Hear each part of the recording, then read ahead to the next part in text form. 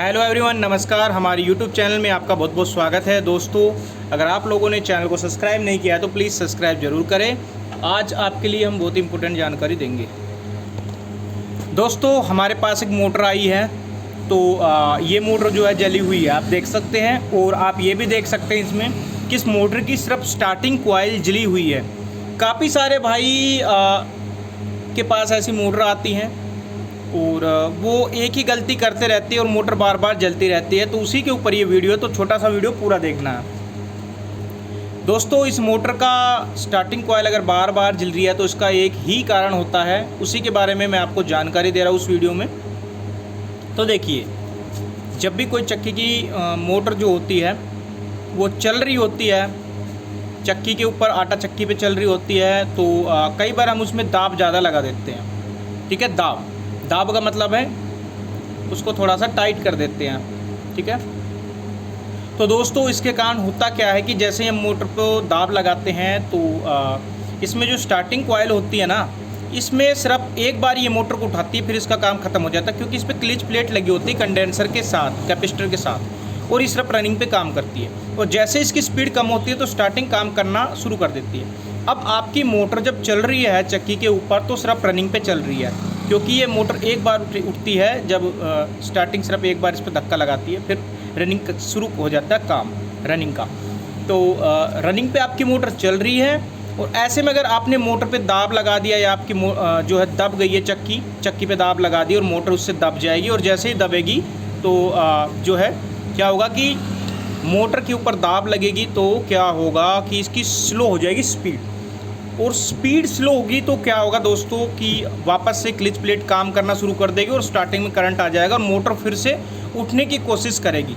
अगर वो दाब लंबे टाइम तक लग रही है तो कई बार क्या हो जाता है दोस्तों कि या तो उसकी क्लिच प्लेट ख़राब हो जाएगी, या तो ठीक है पूरी तरह से शॉर्ट हो जाएगी क्लिच प्लेट और वो हटेगी नहीं। ठीक है, या फिर उसके कैपेसिटर ख़राब हो जाएंगे। इस मोटर के साथ भी दोस्तों ऐसा ही हुआ कि इसको दाब पे चलाया गया थोड़ा सा और इसके कैपेसिटर जो लगे हुए थे वो शॉर्ट हो गए। शॉर्ट होने का मतलब कि कैपेसिटर के अंदर से जाता है करंट स्टार्टिंग के अंदर, लेकिन वो कैपेसिटर अंदर से शॉर्ट हो गए तो उसमें डायरेक्टली सीधा करंट जा रहा था स्टार्टिंग में, और वो करंट रेगुलर चलता रहा। ऐसे में उसकी फिर क्लिच प्लेट भी शॉर्ट हो गई। अब स्टार्टिंग में रेगुलर करंट जा रहा है और स्टार्टिंग में रेगुलर करंट गया तो कितनी देर पकड़ेगी मोटर? कुछ ही मिनटों में जल जाएगी, या हो सकता है आधा घंटा लग जाए, 20 मिनट लग जाए। तो ये जो स्टार्टिंग की कॉइल होती है ना, इसमें बहुत कम तार होता है, काफ़ी कम रेजिस्टेंस होता है, तार कम होता है इसमें। ठीक है, इसका काम सिर्फ इतना होता है कि मोटर को बस एक बार उठा दे, उस पर थोड़ी कुछ ही मिनटों के लिए या सेकंडों के लिए ही दाब रहनी चाहिए। अगर इस पर लगातार ये स्टार्टिंग कॉइल वर्क कर रही है, मोटर पे लगातार दाब है, उसकी कैपेसिटर शॉर्ट हो चुकी है, स्टार्टिंग जो इसकी जो होती है क्लिच प्लेट है वो शॉर्ट हो चुकी है, तो ऐसी कंडीशन में स्टार्टिंग जल जाएगी और आपकी मोटर फिर सिर्फ धक्का स्टार्ट ही बचेगी। आप धक्के से चला सकते हो फिर इस कंडीशन में। और स्टार्टिंग के साथ साथ क्या होगा कि रनिंग भी शॉर्ट हो जाएगी, क्योंकि पेपर जल गए तो रनिंग भी फिर इसमें शॉर्ट है। कई कंडीशन में ऐसा होता है कि सिर्फ स्टार्टिंग जलती है, पेपर थोड़े बच्चे रह जाते हैं तो उसको धक्के से चला सकते हैं, या उस स्टार्टिंग कॉइल को बदला जा सकता है। लेकिन इस मोटर में ऐसा है कि स्टार्टिंग कॉइल के साथ रनिंग को बदला जाएगा। वो इसलिए बदला जाएगा क्योंकि इसके पेपर पूरी तरह से ख़राब हो चुके हैं।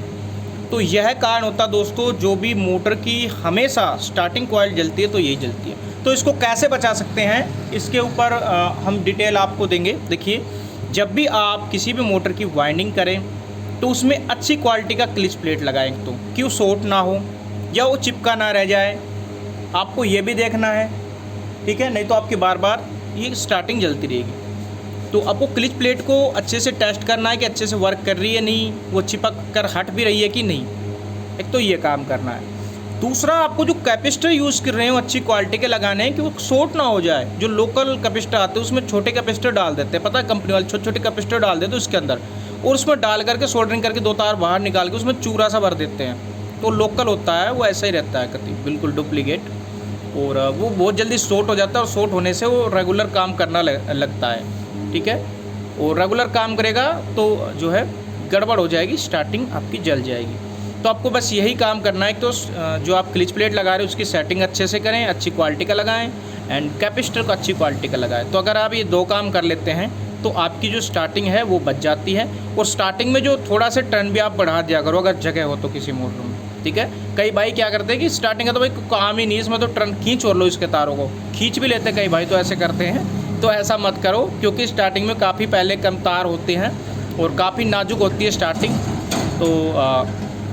तो इसमें थोड़े से टर्न भी बढ़ा सकते हैं। तो ये अगर काम करेंगे तो आपकी मोटर बार बार जलने से बच जाएगी। और मोटर का जलने का जो सबसे ज़्यादा कारण है वही कैपेसिटर है और क्लिच प्लेट है। तो इन चीज़ों पे अगर आप ध्यान देंगे तो आपकी मोटर जो है काफ़ी लंबे टाइम तक ये चलेगी और आपका ग्राहक जो है आपको शाबाशी देगा, एक तरह से बोलेगा कि बहुत अच्छा काम किया आपने। तो ये वीडियो आपको पसंद आई हो तो इसको लाइक करें, दोस्तों शेयर करें, चैनल को सब्सक्राइब करें। फिर मिलेंगे किसी अन्य वीडियो के साथ, अन्य पार्ट के साथ। जय हिंद, जय भारत।